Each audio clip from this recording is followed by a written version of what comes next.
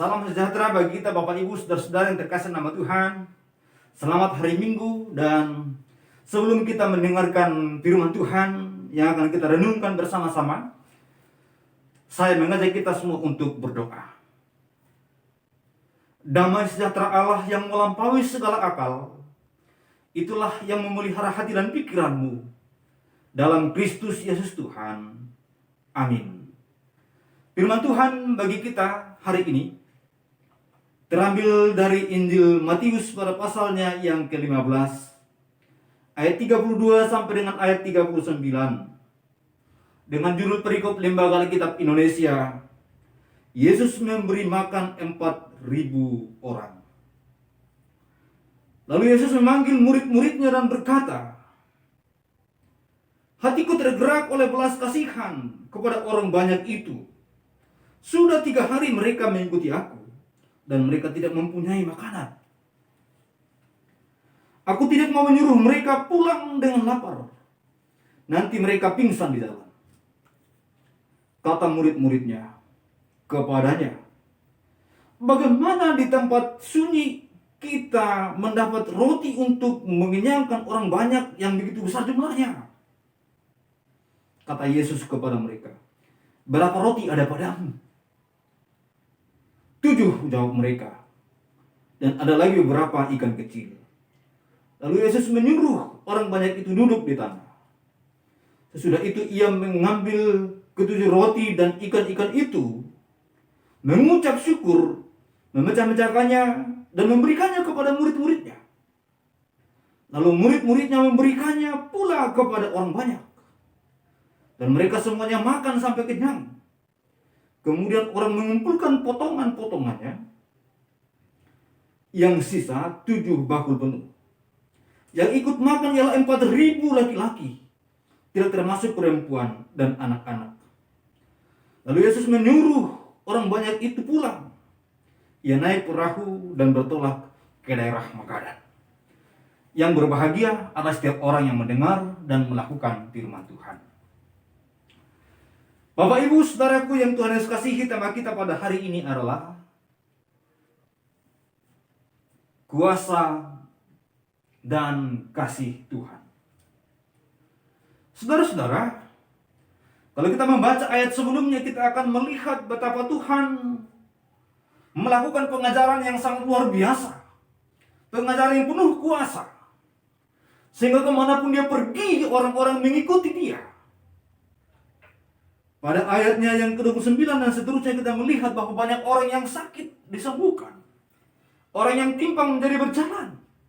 Dan banyak orang menjadi takjub akan pengajaran itu dan kuasa itu. Sehingga kemanapun Tuhan pergi, mereka mengikut Tuhan untuk mendengarkan pengajarannya.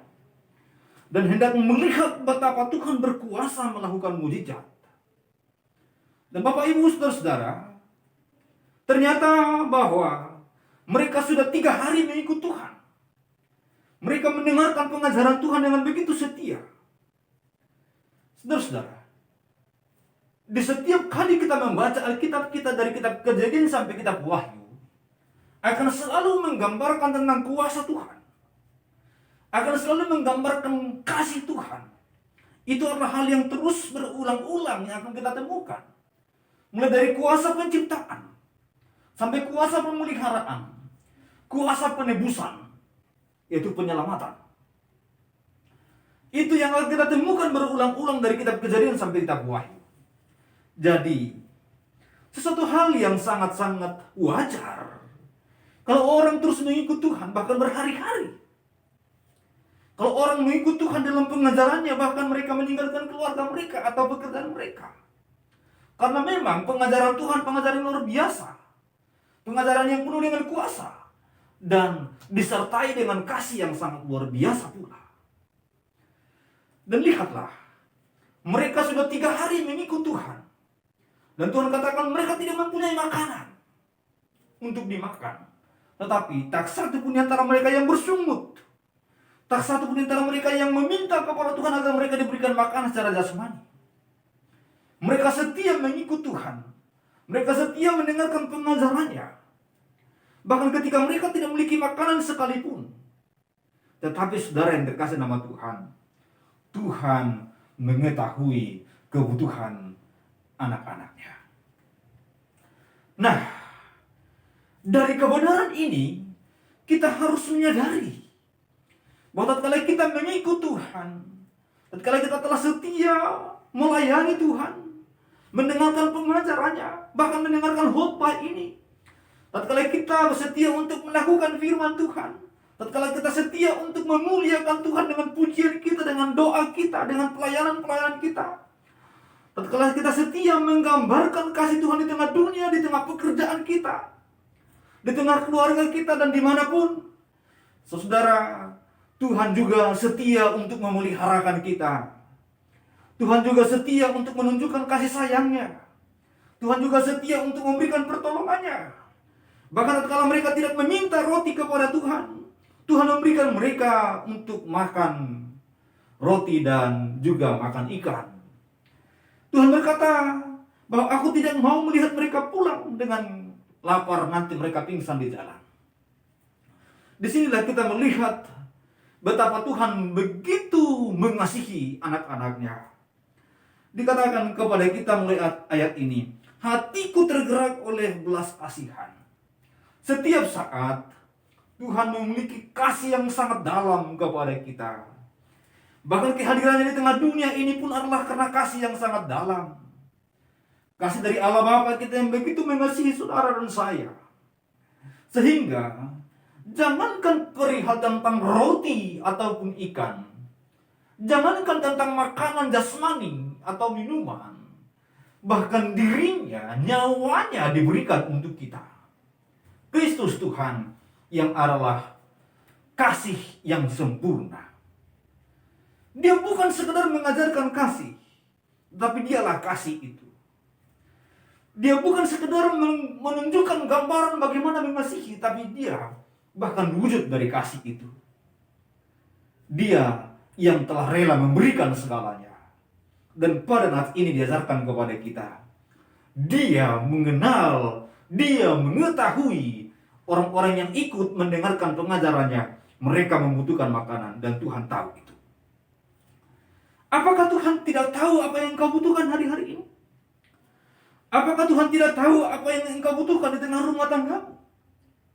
Semua Tuhan tahu.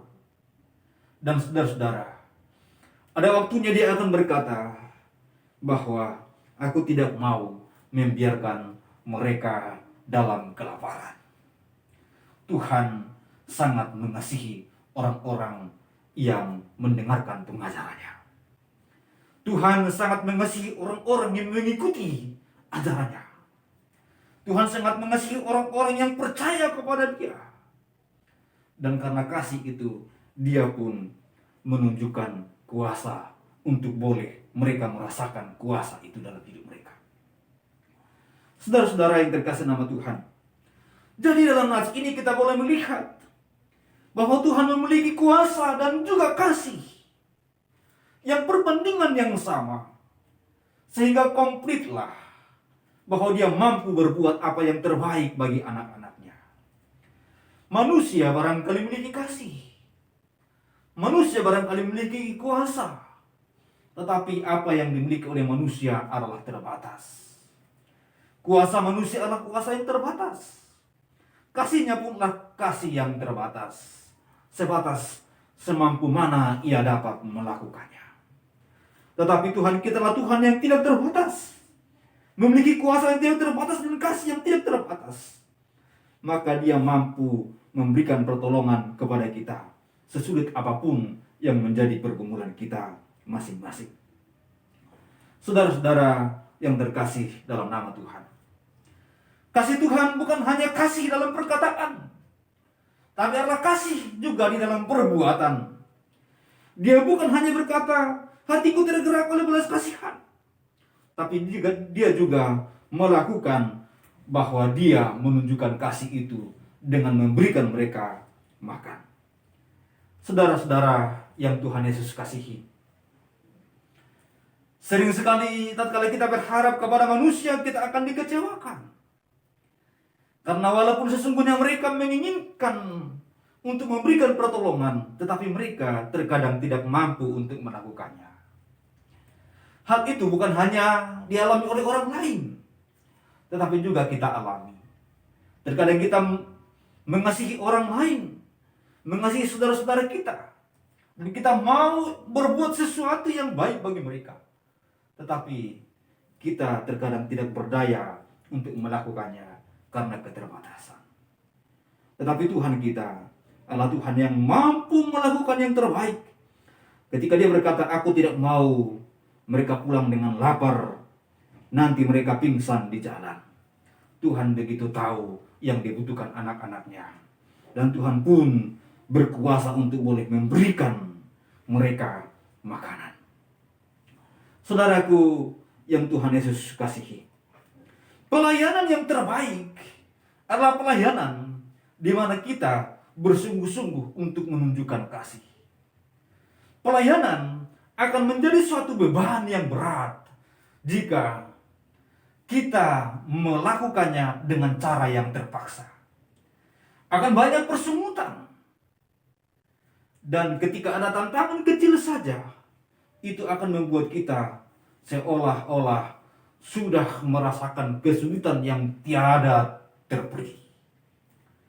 Saudara-saudaraku yang terkasih dalam nama Tuhan, di satu perkampungan adalah satu keluarga yang dimana ayah dan ibu mereka sudah tidak ada.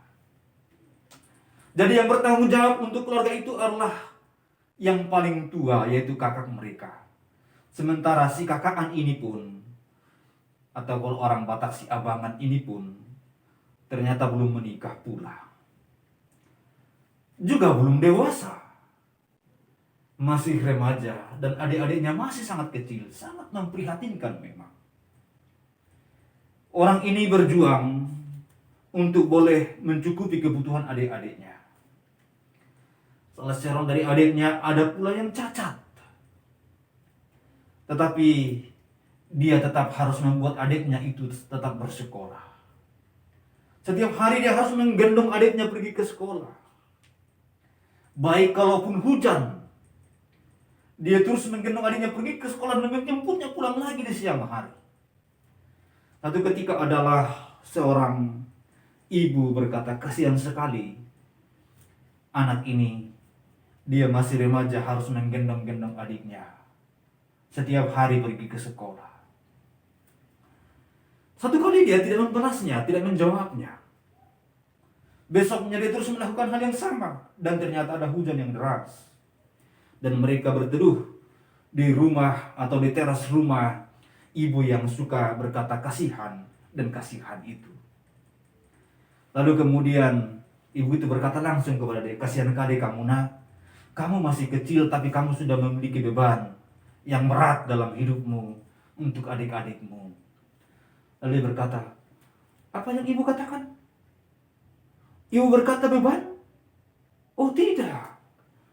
Dia bukan beban. Dia adik saya. Apa yang dimaksudkan dari perkataan itu? Dia menunjukkan kasih yang sangat luar biasa kepada adiknya. Si ibu ini merasa bahwa pernyataan itu sudah diterima. Iya, tapi kamu kan terbeban untuk adik-adikmu. Dia mengatakan sama sekali tidak terbeban. Saya melakukan semua ini dengan kasih karena dia adalah adik saya. Saudaraku yang terkasih nama Tuhan, bahkan segala perkara yang berat, yang rumit pun dalam pikiran manusia, jika dilakukan itu dengan kasih, maka itu adalah sesuatu yang ringan. Saudaraku, Tuhan telah memberikan sebuah teladan yang baik, teladan yang sangat luar biasa kepada kita, dengan menunjukkan kasih yang sempurna, kasih yang rela memberi, kasih yang boleh memahami, menjangkau pikiran, menjangkau kebutuhan setiap orang yang percaya kepada Dia. Bahkan puncak dari kasih yang sangat luar biasa itu adalah pemberian dirinya sebagai korban untuk saudara dan untuk saya. Saudaraku, mari kita menghayati kalau kita memiliki Tuhan yang begitu kasih yang sangat luar biasa kepada kita, maka demikian pula kita diminta untuk menjalani kehidupan yang penuh kasih kepada sesama kita. kasih kepada Tuhan kita dengan kasih yang tulus.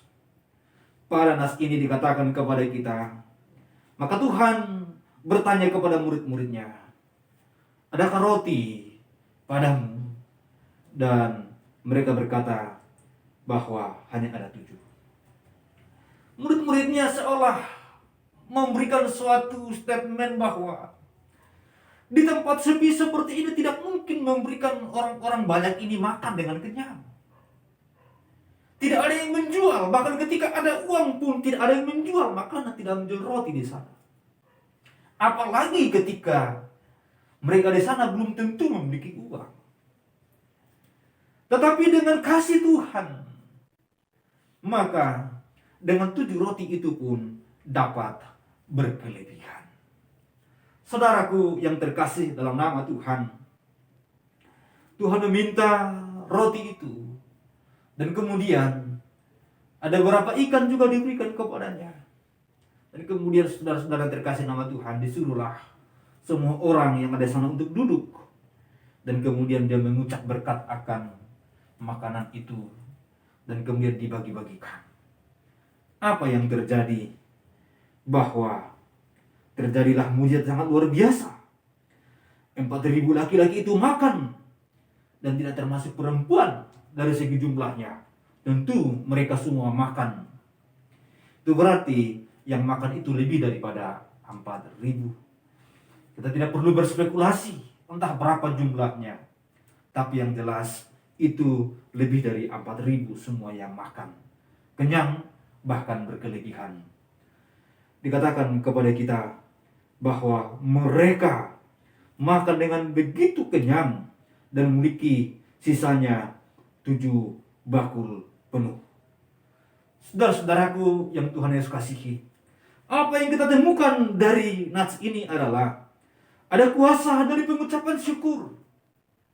Tatkala Tuhan telah menunjukkan kuasanya, tatkala Tuhan telah menunjukkan kasihnya, dan tatkala Tuhan juga mengajarkan tentang pengucapan syukur, dan ternyata ada kuasa setelah pengucapan syukur itu, yaitu berkat berkelimpahan. Jika bangsa Israel akhirnya berkeliling dan berjalan dengan berputar-putar supaya mereka sampai di tanah Kanaan karena bersungut-sungut. Tetapi nats ini mengajarkan kepada kita, ternyata di balik pengucapan syukur ada berkat dan kelimpahan. Bapak Ibu, di sini kita harus memilih. Apakah kita akan tetap hidup sebagai orang yang suka mengeluh, ataukah kita akan menjadi orang yang suka bersyukur? Bahkan dengan 7 roti untuk sekian banyak jumlah itu, Tuhan mensyukurinya. Lalu kemudian dikatakan ada berkat yang berlimpah. Saudara-saudaraku yang terkasih nama Tuhan, supaya sangat jelas saya akan bacakan ayat 36 kepada kita. Sesudah itu ia mengambil ke-7 roti dan ikan-ikan itu, mengucap syukur, memecah-mecahkannya dan memberikannya kepada murid-muridnya. Lalu murid-muridnya memberikannya pula kepada orang banyak. Dan mereka semuanya makan sampai kenyang. Kemudian orang mengumpulkan potongan-potongan roti yang bisa 7 bakul penuh. Jadi sangat sedikit memang. Itu 7 roti saja. Untuk jumlah 4.000 laki-laki yang tidak termasuk perempuan.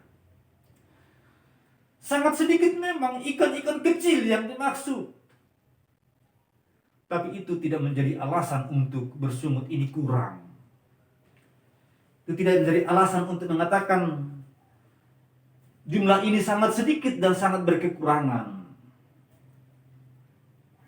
Tapi justru itu menjadi alasan untuk bersyukur. Seberapapun yang ada itu menjadi alasan untuk bersyukur. Lalu kemudian apa yang akan terjadi? Berkat berkelimpahan. Saudaraku yang terkasih nama Tuhan, begitu susahnya kita untuk bersyukur. Ketika sesuatu terjadi tidak seperti apa yang kita harapkan, yang ada sering sekali kita di dalam pengeluhan, bukan di dalam pengucapan syukur. Kita mengeluh dan mengeluh. Dan ternyata apa yang kita dapatkan? Tidak ada. Justru semakin sulit dan semakin sulit. Hari ini kita diajarkan agar kita mengucap syukur dengan apa yang ada. Yang terpenting bahwa kita masih memiliki Tuhan. Maka Tuhan sanggup untuk menolong kita untuk segalanya. Saudara-saudara, mungkin di hari-hari ini kebutuhan Anda sedang melonjak tinggi dan pemasukan sedang berkurang. Atau mungkin juga ada pengalaman-pengalaman yang rumit, yang sulit hari-hari ini. Jangan lupa Anda harus bersyukur kepada Tuhan. Dan Tuhan akan sanggup memulihkan, memberi kelimpahan, mengatasi kesulitan yang Anda hadapi. Itu yang Tuhan ajarkan. Itu pula yang Tuhan praktekkan. Jadi dia tidak hanya mengucapkan, tetapi juga melakukan. Sehingga 4.000 laki-laki itu makan dengan 7 roti dan ikan-ikan kecil. Yang dimulai dengan rasa syukur. Yang dimulai dengan hati yang penuh sukacita. Yang dimulai dengan hati yang tidak bersungut. Hati yang penuh bahagia. Saudara-saudara, selama Anda masih memiliki Tuhan, maka tidak ada alasan untuk Anda mengeluh. Selama Anda masih memiliki Tuhan, tidak ada alasan untuk membuat Anda menjadi khawatir dan takut. Bahkan ketika sedikit uang yang Anda miliki, yang terpenting bahwa Anda masih memiliki Tuhan. Bukankah Tuhan yang memiliki uang di seluruh dunia ini? Di seluruh alam ini? Tuhan yang akan mengatur segalanya. Dan jika belum diberikan segala yang terbaik menurut pikiran saudara, itu berarti Tuhan punya rencana, kehendak yang sangat luar biasa, yang mungkin belum kita pahami. Yang terpenting, saya ulang kembali, bahwa kita masih memiliki Tuhan yang sanggup melakukan mujizatnya, pertolongannya. Baik 7 roti sekalipun, yang terpenting ada Tuhan di sana. Lalu 4.000 orang laki-laki makan. Demikian pun dengan keadaan ekonomi kita, kesehatan kita, rumah tangga kita, pekerjaan kita. Yang terpenting kita masih punya Tuhan yang menolong kita di seluruh masa, di seluruh zaman, dan di setiap kehidupan. Tuhan memberkati kita. Kita berdoa. Kami sangat berbahagia punya Tuhan seperti Engkau yang telah menunjukkan kasih dan kemurahan dan kuasa yang ajaib bagi kami semua. Ya Bapa, pada hari ini kami merenungkan firman Tuhan. Ajari kami untuk boleh memandang akan kuasa-Mu. Untuk boleh memandang kepada kasih sayang dan pertolongan Tuhan yang nyata bagi kami hari demi hari. Ajari kami untuk selalu berharap. Ajari kami untuk selalu puas bahwa kami memiliki Engkau. Dan Engkau sanggup boleh menolong kami dalam seluruh kehidupan kami. Kami berdoa bagi saudara kami yang lemah, kuatkanlah mereka. Bagi mereka yang sakit, sembuhkanlah mereka. Bagi mereka yang berkekurangan, cukupkan dan berikan mereka kelimpahan. Dan kami berdoa ya Allah kami bagi mereka-mereka yang memiliki pergumulan, jawablah mereka. Bangsa dan negara ini kami serahkan dalam tangan Tuhan. Agar Tuhan memberi perlindungan dan penjagaan. Baik para pemerintah, bahkan kami sebagai rakyat. Anak-anak Tuhan, gereja-gereja Tuhan, lindungi kami semua. Terima kasih Bapa, terima kasih. Terpujilah Engkau. Sepanjang satu usbu ini penuh kami serahkan tubuh jiwa dalam tangan Tuhan. Agar Tuhan pelihara dan berkati kami semua. Nyatakanlah kasih-Mu, kebaikan-Mu bagi kami Bapa. Terpujilah Engkau. Dalam nama Tuhan Yesus Kristus, yang sanggup memberi jauh lebih banyak daripada apa yang kami minta. Kami telah berdoa kepada-Mu ya Bapa. Saudara-saudaraku yang terkasih nama Tuhan, mari arahkan hati dan pikiranmu kepada Tuhan, dan terimalah berkat-Nya. Kiranya kasih karunia dan damai sejahtera dari Allah Bapa dan Tuhan kita Yesus Kristus, dengan perantaraan Allah Roh Kudus itulah yang menyertai, berkati saudara hari ini sampai selama-lamanya. Amin. Amin. Tuhan berkati kita semua. Selamat hari Minggu. Tetaplah di dalam Tuhan. Tetaplah di dalam persekutuan. Pujian, hormat, kemuliaan bagi Tuhan kita. Amin.